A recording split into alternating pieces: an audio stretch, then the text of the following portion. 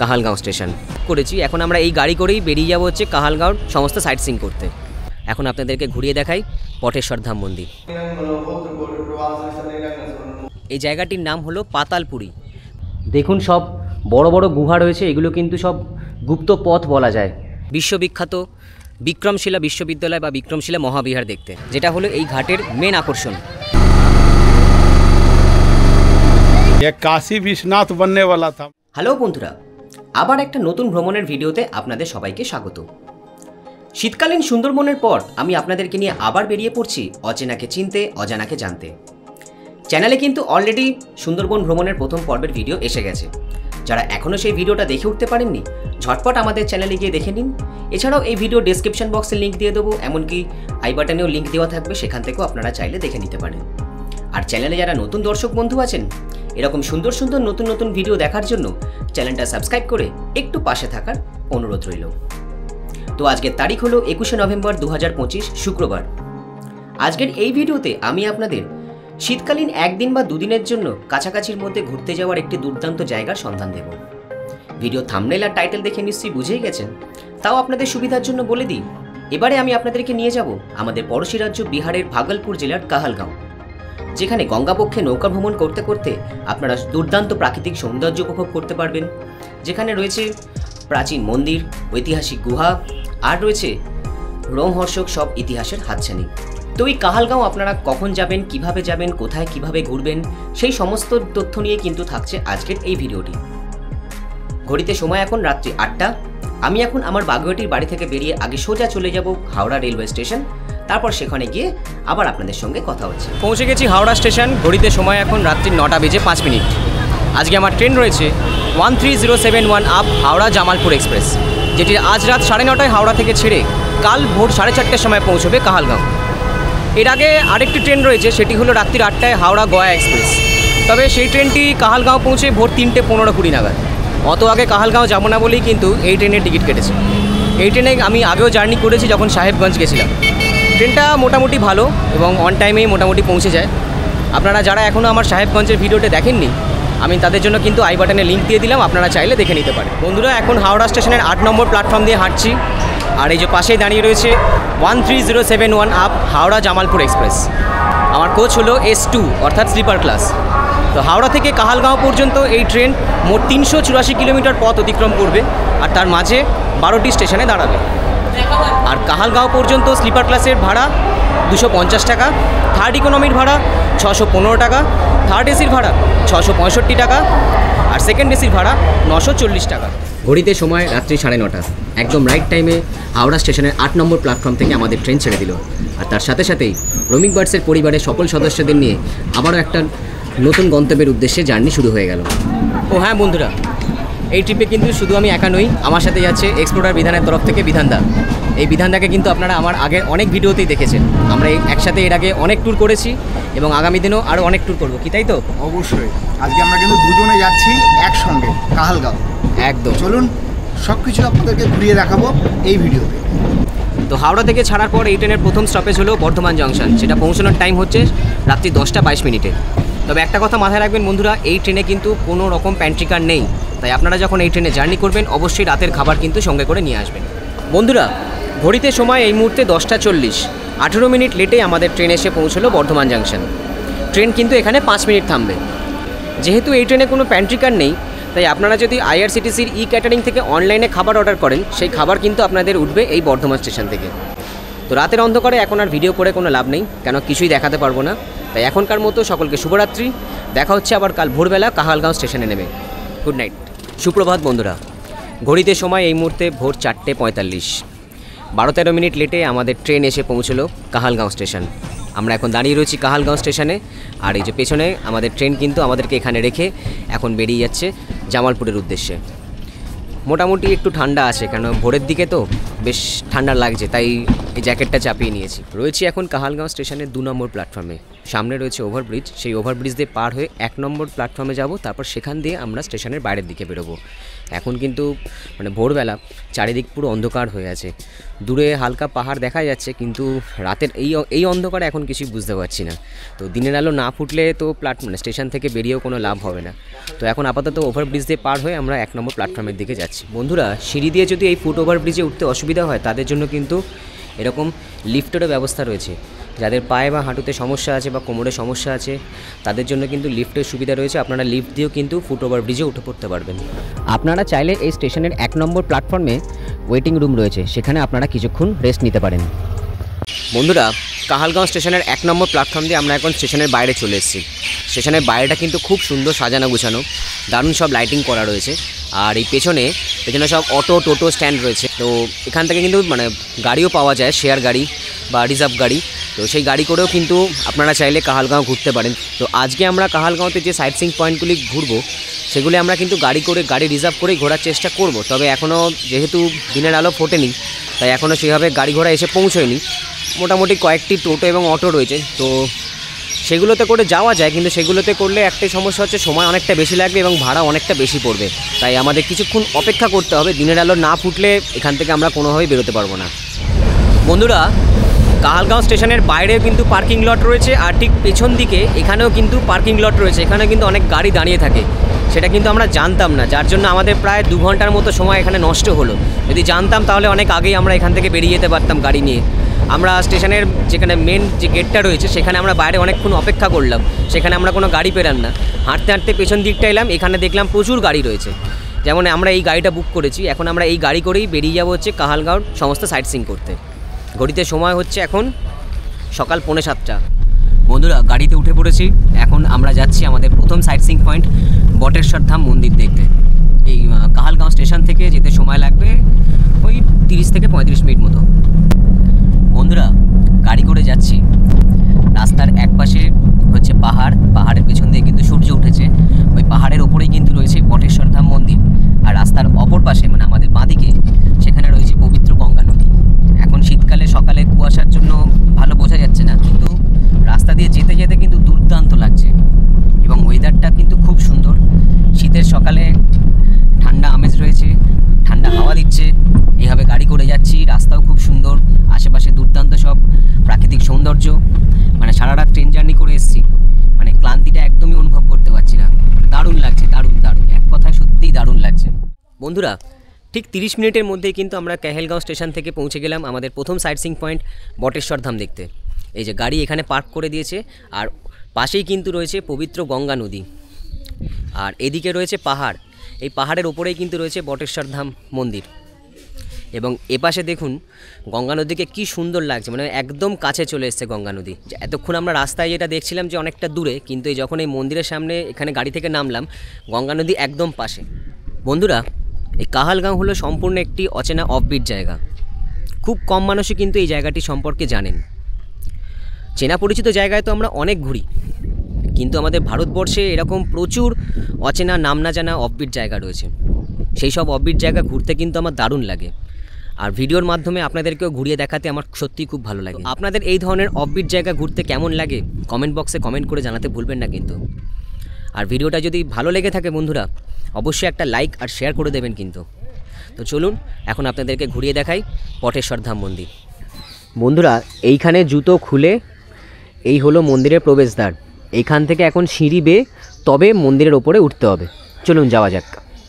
বটেশ্বর ধাম এটি পাহাড়ের গায়ে অবস্থিত এক প্রাচীন শিব মন্দির, যেখানে প্রায় 100টিরও বেশি পাথরের সিঁড়ি বেয়ে উপরে উঠে তবে মন্দিরের ভিতরে প্রবেশ করতে হয়। এই মন্দিরে পূজিত হন শ্রী বটেশ্বরনাথ মহাদেব। মনে করা হয় ঋষি বশিষ্ঠ তার তপস্যার পরে এখানে শিবলিঙ্গ প্রতিষ্ঠা করেছিলেন। এই বটেশ্বর ধাম মন্দিরটি বিহারের ভাগলপুর জেলার কাহালগাঁওতে অবস্থিত। এই জায়গাটিকে কিন্তু গুপ্তকাশীও বলা হয়, কারণ পুরাণ মতে এখানে কাশী প্রতিষ্ঠা হওয়ার কথা থাকলেও মাত্র 1 জবের দানার ব্যবধানে সেটি সম্ভব হয়নি। গঙ্গা নদী এখানে উত্তর বাহিনী, যা পবিত্র হিসেবেই ধরা হয়। 7ম শতাব্দীতে পাল রাজবংশের শাসনকালে এই মন্দির প্রথম স্থাপন করা হয়। পরবর্তীকালে 1200 শতাব্দীতে সেন রাজবংশের শাসনকালে এই মন্দিরের পুনরায় সংস্করণ হয়। প্রতি বছর শ্রাবণ মাসে এখানে বিশাল বড় এক মেলা এবং গঙ্গা স্নানের আয়োজন করা হয় এবং সেই সময় প্রচুর ভক্তের সমাগম হয় এই মন্দিরে। এই মন্দিরে রয়েছে মোট 11টি শিবলিঙ্গ, একটি অর্ধনারীশ্বর মূর্তি, আর রয়েছে প্রাচীন গুহা যা বিক্রমশিলা বিশ্ববিদ্যালয়ের সাথে যুক্ত ছিল এবং মূলত তন্ত্র সাধনার কেন্দ্র হিসেবে সেটিকে মনে করা হতো। আমার ডান দিকে হচ্ছে বটেশ্বর ধাম মন্দির পাহাড়, আর বাম পাশে রয়েছে শান্ত স্নিগ্ধ গঙ্গা নদী। সকালের এই ঠান্ডা শান্ত পরিবেশে কিন্তু এখান দিয়ে পায়ে হেঁটে যেতে দুর্দান্ত লাগছে। তো বন্ধুরা, ওই পেছনে হলো বটেশ্বর ধাম মন্দির, মন্দিরকে ডান পাশে রেখে আর বাঁ পাশে গঙ্গা নদীকে রেখে মাঝখানের এই রাস্তা দিয়ে এগিয়ে এলাম। আসার পরেই এই ডান দিকে কিন্তু পাহাড়ের ওপরে রয়েছে বেশ কিছু প্রাচীন গুহা। এই জায়গাটির নাম হলো পাতালপুরী। বর্তমানে এই জায়গাটি এএসআই অর্থাৎ আর্কিওলজিক্যাল সার্ভে অফ ইন্ডিয়ার তত্ত্বাবধানে রয়েছে। এই হলো ঢোকার গেট। চলুন গেট দিয়ে ঢুকে ওপরে উঠে আপনাদেরকে পুরো জায়গাটা ভালোভাবে ঘুরিয়ে দেখাই।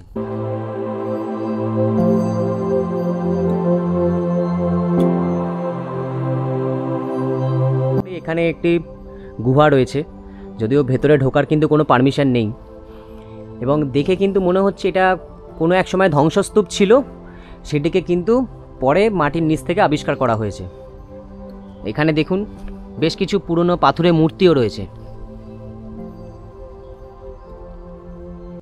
সিঁড়িতে এইভাবে উঠতে উঠতে কিন্তু বেশ একটা থ্রিলিং ব্যাপার ফিল করছি। জানি না ওপরে আরও কি আছে, যত উপরে উঠবো তত আরও দেখতে পাবো। দেখুন এই সব জায়গাতে কিন্তু সমস্ত সব ধ্বংসস্তূপ রয়েছে। এগুলো কিন্তু ঐতিহাসিক সমস্ত নিদর্শন। আমি জানি না এই পাতালপুরীর কী ইতিহাস আছে, আপনারা যদি কেউ জেনে থাকেন অবশ্যই কমেন্ট বক্সে কমেন্ট করে জানাতে ভুলবেন না। উপরে ওঠার পর কিন্তু এখানে একটা বড় চাতাল টাইপের রয়েছে। দেখুন অনেকটা বেশ প্রশস্ত একটি জায়গা। ওপাশেও সিঁড়ি রয়েছে, আবার এপাশেও সিঁড়ি রয়েছে। দেখি এপাশে সিঁড়ি দিয়ে ওপরে উঠে কত দূর যাওয়া যায় এবং ওপরে গিয়ে কি দেখা যায়। যাই দেখা যাক না কেন, আপনাদেরকে সেটা ভালোভাবে ঘুরিয়ে দেখাবো।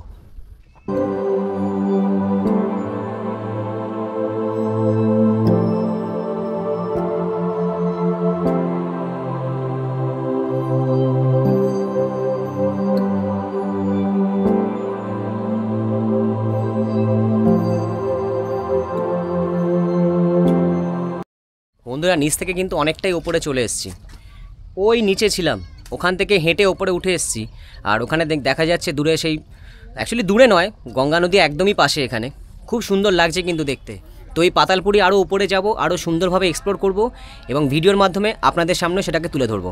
বন্ধুরা, অনেকটা রাস্তা কিন্তু খাড়াই আছে, ট্রেক করে উঠতে হচ্ছে। এখানে কিন্তু কোনো সিঁড়ি সেরকম নেই, মানে পাথুরে এবং মাটি দিয়ে রাস্তা তৈরি করা আছে, মানে ওইভাবে কিন্তু আপনাদেরকে উঠতে হবে ধীরে ধীরে সাবধানে। যাদের পায়ে অসুবিধা আছে তাদের কিন্তু এখানে না আসাই ভালো। আপনারা নিচ থেকে যতটা পারবেন ততটুকুই উঠবেন, পুরোটাই যে উঠতে হবে এমন কিন্তু কোনো কথা নেই। কিন্তু আমি আপনাদেরকে ঘুরিয়ে দেখানোর জন্য পুরোটাই উঠছি। তো কেমন লাগছে ভিডিওটা এখনও পর্যন্ত কমেন্ট করে জানাতে ভুলবেন না কিন্তু। আর যদি ভালো লাগে অবশ্যই আপনাদের পছন্দের মানুষদের কাছে, বন্ধুবান্ধবদের কাছে শেয়ার করে দেবেন। বন্ধুরা, নিচে যে চাতালটি দেখালাম, বড় চাতালটি, সেখান থেকে কিন্তু রাস্তা দুদিকে ভাগ হয়ে যাচ্ছে। বাঁদিকের রাস্তা দিয়ে সিঁড়ি দিয়ে কিন্তু আরও ভেতর দিকে গেলে ওখানে রয়েছে পাতালপুরীর আরও অনেক গুপ্ত কক্ষ, আরও অনেক গুহা। আর ডান দিকের যে রাস্তাটি রয়েছে সেখান দিয়ে কিছুটা সিঁড়ি দিয়ে ওঠার পরে কিন্তু কোনো সিঁড়ি নেই, পাথুরে এবং মাটির রাস্তা রয়েছে, সেখান দিয়ে সাবধানে উপরে উঠে আসতে হবে। মানে একদম এই পাহাড়ের মাথায় উঠে আসার পরেই এখানে রয়েছে খুব সুন্দর একটি মন্দির। এটি হলো অমরনাথজির মন্দির।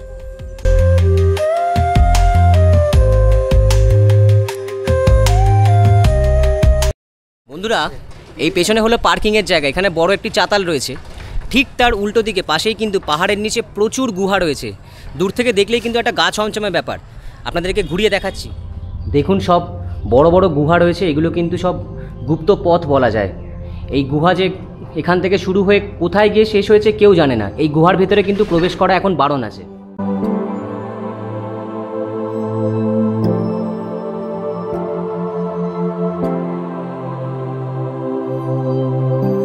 দেখুন বন্ধুরা, দেখেই কিন্তু রহস্যময় মনে হচ্ছে। আমার কথা রীতিমতো এখানে ইকো হচ্ছে, কিন্তু ভেতরে ঢোকা নিষেধ। হ্যালো, কেউ আছে? কিছু বোঝা যাচ্ছে না। ঢুকবো না।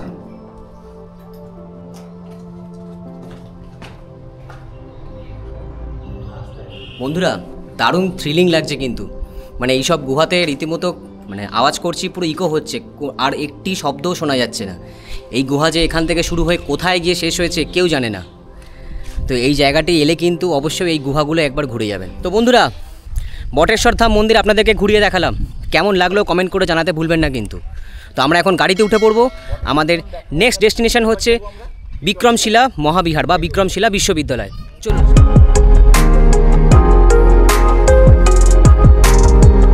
বন্ধুরা, বটেশ্বর ধাম মন্দির দেখে আমরা এখন চলে এলাম নেক্সট সাইট সিইং পয়েন্ট, বিশ্ববিখ্যাত বিক্রমশিলা বিশ্ববিদ্যালয় বা বিক্রমশিলা মহাবিহার দেখতে। এই যে পেছনেই হলো এখানে ঢোকার গেট। এখানে কিন্তু এন্ট্রি ফি লাগে, ভারতীয়দের জন্য মাথাপিছু 25 টাকা আর বিদেশিদের জন্য মাথাপিছু 300 টাকা। বিক্রমশিলা বিশ্ববিদ্যালয়ে ঢুকতে গেলে কিন্তু মাথাপিছু টিকিট রয়েছে 25 টাকা করে। এই যে সাদা টিকিটটা দেখছেন, এটা হলো এন্ট্রি টিকিট 25 টাকা করে। আর এখানে যদি আলাদা করে ভিডিও করতে হয় তাহলে কিন্তু তার জন্য আরও এক্সট্রা 25 টাকা করে টিকিট কাটতে হবে। তবে সেক্ষেত্রে কিন্তু আলাদা একটি টিকিট দেওয়া হবে। এই যে দেখছেন গোলাপি কালারের টিকিট, এখানে কিন্তু আমাদের পুরো সম্পূর্ণ ডিটেলস নিয়ে তবে কিন্তু আমাদেরকে পারমিশন নিয়ে তবে কিন্তু আমরা ভেতরে ঢুকতে পারবো ভিডিও করার জন্য। এখানে কিন্তু আমরা আমাদের নাম, মোবাইল নাম্বার, এমনকি আমাদের আধার নাম্বার আর আমরা কোন জায়গা থেকে এসছি সেই সমস্ত কিছু ডিটেলস দিয়ে তবে কিন্তু আমরা এর বিনিময়ে 25 টাকা আমরা আরও টিকিট কাটলাম। আর এই কাগজটা সাথে নিয়েই কিন্তু আমাদেরকে এখন ভিতরে প্রবেশ করতে হবে, তবেই কিন্তু আমরা ভিতরে গিয়ে ভিডিও করতে পারবো। কারণ এই বিক্রমশিলা মহাবিহার বা বিক্রমশিলা বিশ্ববিদ্যালয় হলো এএসআই বা আর্কিওলজিক্যাল সার্ভে অফ ইন্ডিয়ার তত্ত্বাবধানে রয়েছে। এটা একটা সরকারি জায়গা, এখানে কিন্তু ভিডিও করতে গেলে পারমিশন লাগে।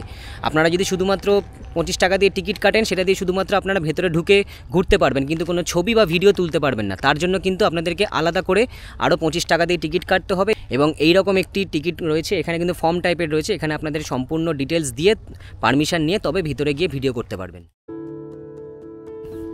বিশ্ববিখ্যাত নালন্দা বিশ্ববিদ্যালয়ের মতো এই বিহারেও ছিল এক প্রাচীন ঐতিহাসিক বিশ্ববিখ্যাত বিশ্ববিদ্যালয়, যার নাম বিক্রমশিলা মহাবিহার। 8ম শতাব্দীতে পাল রাজবংশীয় রাজা ধর্মপাল এই বিশ্ববিদ্যালয় স্থাপন করেন, যার উদ্দেশ্য ছিল উচ্চতর বৈদ্য শিক্ষা এবং মূলত তন্ত্র সাধনার চর্চা করা। এই বিক্রমশিলা ছিল তৎকালীন ভারতবর্ষের শীর্ষস্থানীয় শিক্ষা কেন্দ্রগুলির মধ্যে অন্যতম, যেখানে পড়ানো হতো বৌদ্ধ ধর্ম, তন্ত্র, যুক্তি, দর্শন, ব্যাকরণ ইত্যাদি।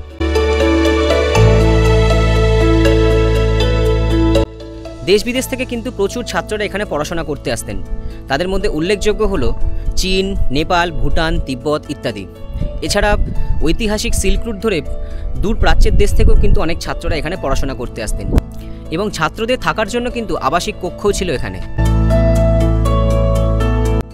1300 শতকে তুর্কি আক্রমণের ফলে এই বিক্রমশিলা বিশ্ববিদ্যালয় সম্পূর্ণরূপে ধ্বংস হয়ে যায়। সেই সময়কার প্রচুর জ্ঞানী ভিক্ষু তিব্বতে পালিয়ে যান। এই বিক্রমশিলা কেবলমাত্র একটি বিশ্ববিদ্যালয় নয়, এটি ছিল অসীম জ্ঞানের এক বাতিঘর, যার দ্যুতি ছড়িয়ে পড়েছিল সমগ্র এশিয়া মহাদেশ জুড়ে।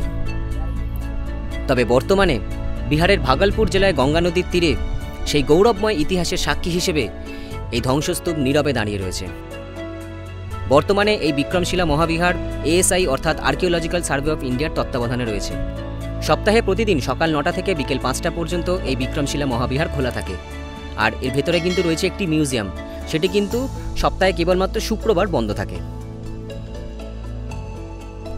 বন্ধুরা, ইতিহাসে পড়েছিলাম নালন্দা বিশ্ববিদ্যালয়, বিক্রমশিলা বিশ্ববিদ্যালয়।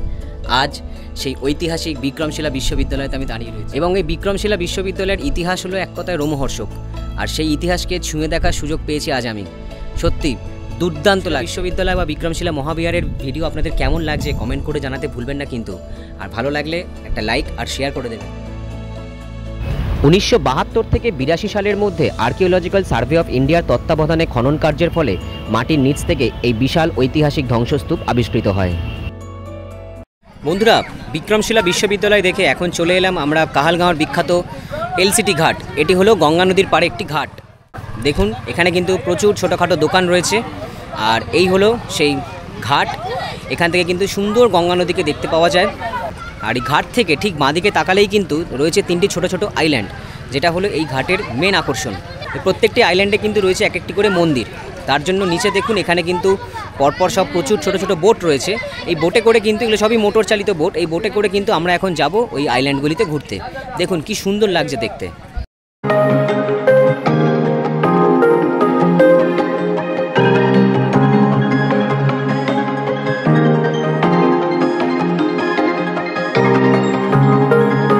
বন্ধুরা চলে এলাম প্রথম আইল্যান্ডে।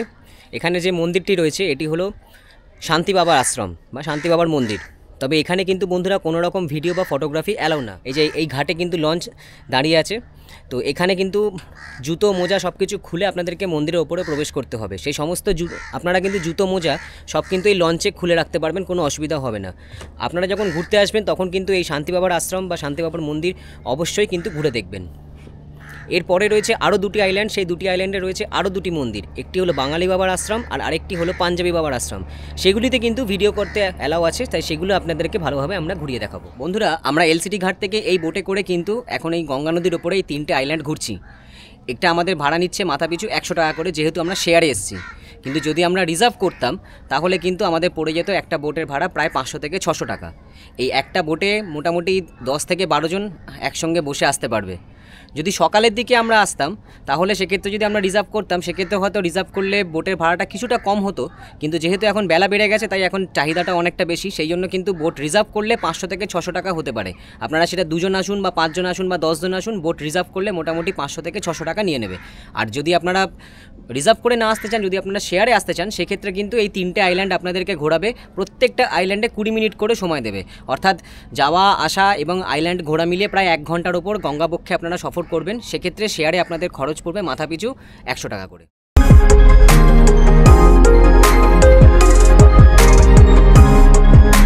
काशी विश्वनाथ यहीं बनने वाला था, लेकिन 33 करोड़ देवता का एक स्थान जो खत्म हो गया। 33 करोड़ या 33 कोटी बाबा। हाँ तो वही भले। এবারে আমরা এসে পৌঁছলাম দ্বিতীয় আইল্যান্ডে বাঙালি বাবার মন্দির দেখতে।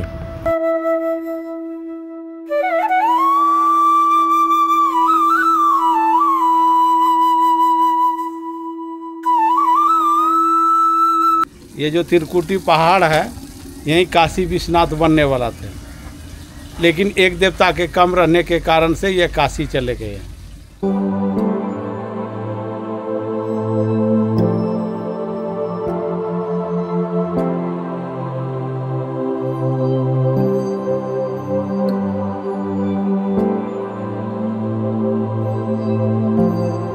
বন্ধুরা এই কাহালগাঁওর ভিডিও কেমন লাগছে আপনাদের অবশ্যই কমেন্ট বক্সে কমেন্ট করে জানাতে ভুলবেন না। কিন্তু ভিডিওটা ভালো লাগলে কিন্তু একটু লাইক করে দেবেন, শেয়ার করে দেবেন। আপনাদের জন্যই কিন্তু এই ধরনের বিভিন্ন রকম অফবিট জায়গা আমি খুঁজে বের করছি এবং সেই সব জায়গাগুলিকে আপনাদেরকে ঘুরে দেখাচ্ছি এবং ভিডিওর মাধ্যমে আপনাদের সামনে সুন্দরভাবে তুলে ধরছি। তো আপনারা অবশ্যই কাহালগাঁও আসুন, ঘুরে দেখুন, কথা দিচ্ছি খুব ভালো লাগবে। বন্ধুরা এখন চলে এলাম 3টি আইল্যান্ডের মধ্যে শেষ আইল্যান্ডে। এখানে রয়েছে পাঞ্জাবি বাবার আশ্রম। এটাই কিন্তু গঙ্গাবক্ষে সফরের শেষ ডেস্টিনেশন।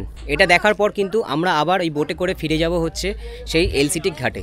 তারপর ওখান থেকে আমরা চলে যাব কাহালগাঁও স্টেশন।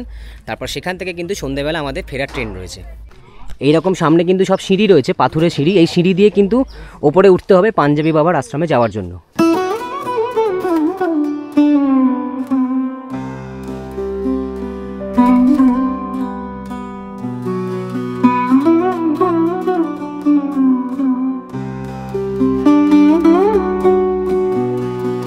বন্ধুরা আমরা এই যে সারাদিন কাহালগাঁও ঘুরলাম, আমরা যে গাড়িতে করে ঘুরলাম, আমাদের গাড়ি ভাড়া নিল কিন্তু খুবই কম, মাত্র 600 টাকা। মানে ভাবাই যায় না।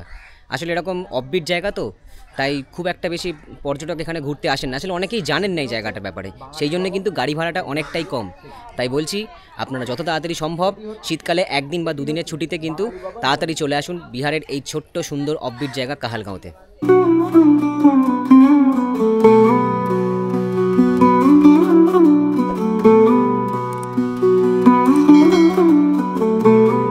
তো বন্ধুরা কেমন লাগলো বিহারের এই অচেনা অফবিট কাহালগাঁও? অনেক কিছু কিন্তু আপনাদেরকে ঘুরিয়ে দেখালাম। প্রকৃতি এবং ইতিহাসের এক দারুণ মেলবন্ধন এই কাহালগাঁওতে। তো কেমন লাগলো কমেন্ট করে জানাতে ভুলবেন না কিন্তু। ভালো লাগলে অবশ্যই লাইক আর শেয়ার করে দেবেন। আর আপনারা কারা কারা আসতে চাইছেন এই কাহালগাঁওতে অবশ্যই কমেন্ট বক্সে কমেন্ট করে জানাবেন। এই কাহালগাঁওতে থাকার জন্য স্টেশনের কাছাকাছি বেশ কিছু হোটেল রয়েছে। এইসব হোটেলে আপনারা 800 থেকে 1000 কিংবা 1200 টাকার মধ্যে AC, non AC, double bed, triple bed সব রকম রুমের সুবিধা পেয়ে যাবেন। বন্ধুরা ভোরবেলা যেখান থেকে শুরু করেছিলাম এখন আবার সেখানেই ফিরে চলে এসেছি। দাঁড়িয়ে রয়েছি কাহালগাঁও স্টেশনে। ঘড়িতে সময় এখন বিকেল 5:30। তো আজকে আমাদের ফেরার ট্রেন রয়েছে সন্ধ্যে 7টায় 13024 ডাউন গয়া হাওড়া এক্সপ্রেস, যেটি হাওড়া পৌঁছবে কাল ভোর 3:15-20 নাগাদ। তো কাহালগাঁওয়ের ভিডিও আপনাদের কেমন লাগলো অবশ্যই কমেন্ট করে জানাতে ভুলবেন না, কিন্তু ভিডিওটা ভালো লাগলে একটা লাইক আর শেয়ার করে দেবেন। আর এরকম আরও অনেক সুন্দর সুন্দর নতুন নতুন ভিডিও দেখার জন্য চ্যানেলটা সাবস্ক্রাইব করে পাশে থাকা বেল আইকনটি প্রেস করে দেবেন। তো আজকের ভিডিওটা এখানেই শেষ করছি। এরপর আবার নতুন কোনো জায়গার নতুন কোনো ভিডিও নিয়ে আপনাদের সঙ্গে খুব তাড়াতাড়ি দেখা হবে। ততক্ষণের জন্য সবাইকে টাটা, সবাই ভালো থাকবেন।